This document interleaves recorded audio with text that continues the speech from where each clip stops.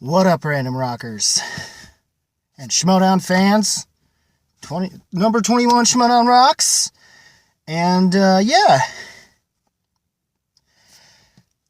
this wasn't a somewhat more interesting, slightly more interesting week, or at least one more on paper than the other, because the other we had no idea who these guys were, but when it happened, match-wise, and even the promos, pre-cred, post-cred, more post-cred, but yeah,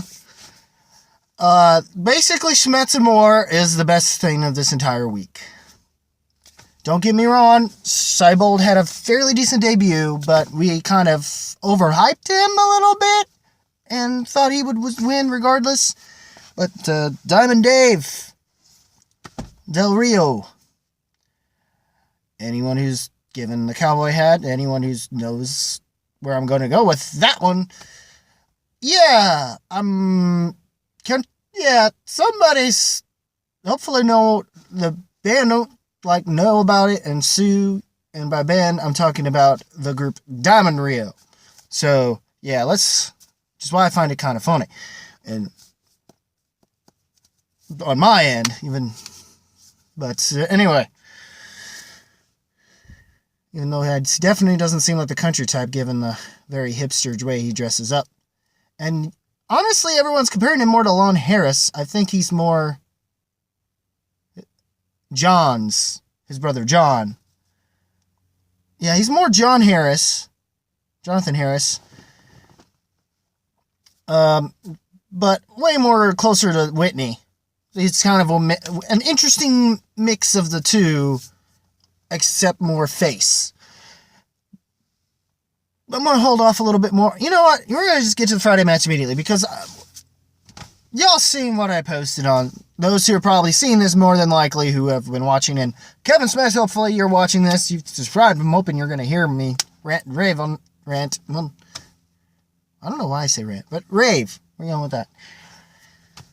Anyway, yes, it wasn't the best of debuts. In fact, it's so weird how that match with Seibold and Del Rio was so shades of what we already had last week with Oyama and Meyer. Just for some reason, underwhelming, because we were expecting Witney to crush. And as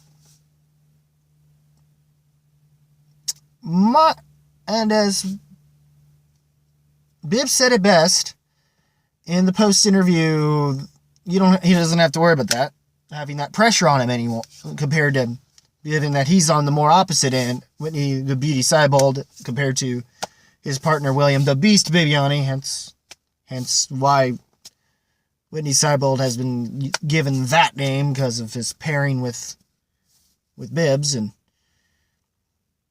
But anyway, as far as I'm concerned, the Del Rio, good showing. Definitely good showing, for sure. Would be interested to see him again in the future for Schmoedown, but didn't do too much to impress me necessarily. But he was good.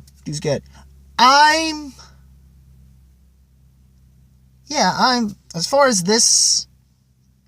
as I'm concerned, Smets, the Intergita match, I'm lucky to be a 10, now 15, waiting on my print. Schmoedown Throwdown print. I don't even know if I'm getting it.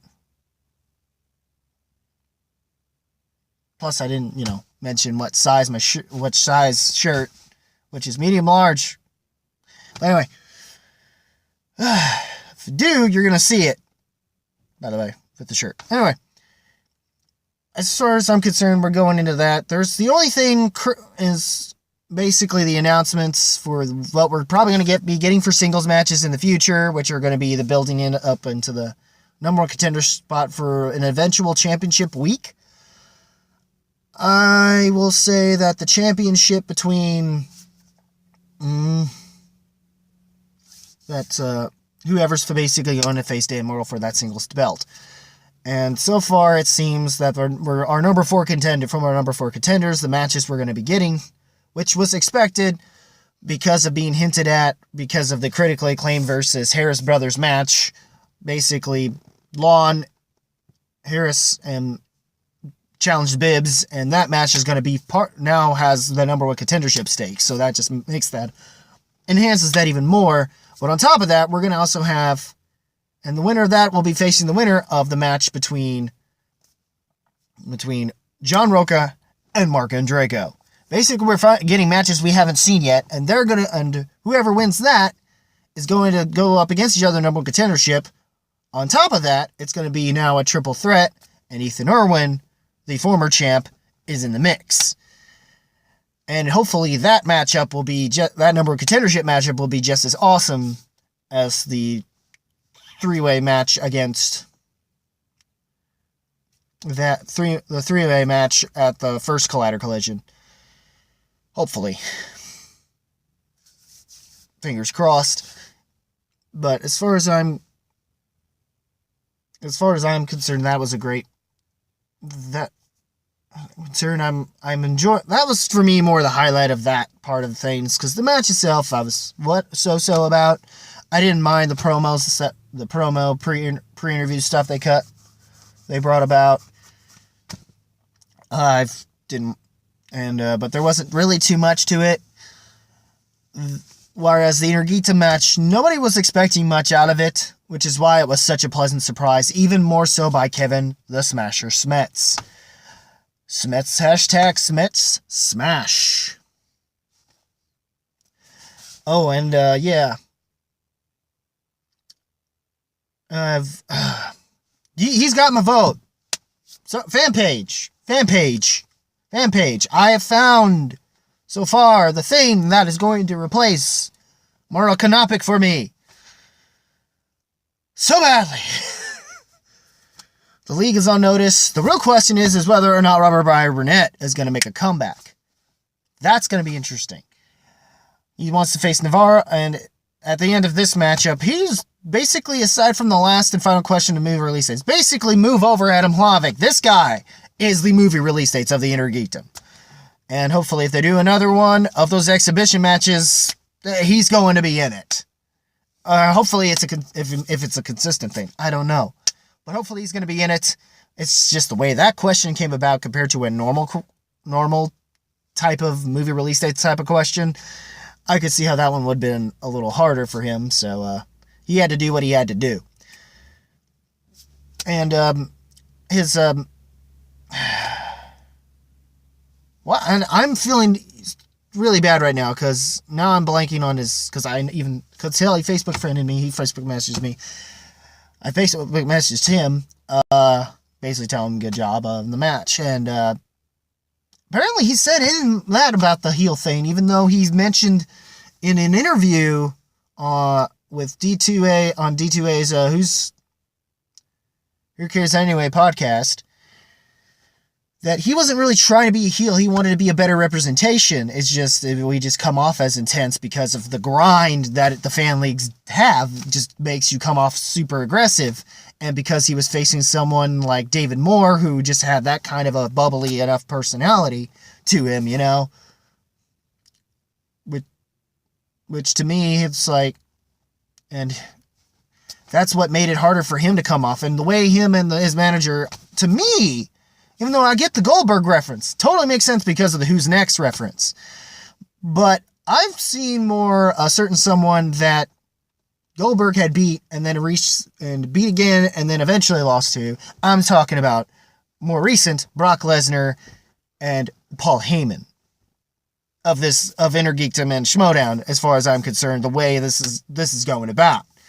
And I like that direction for sure.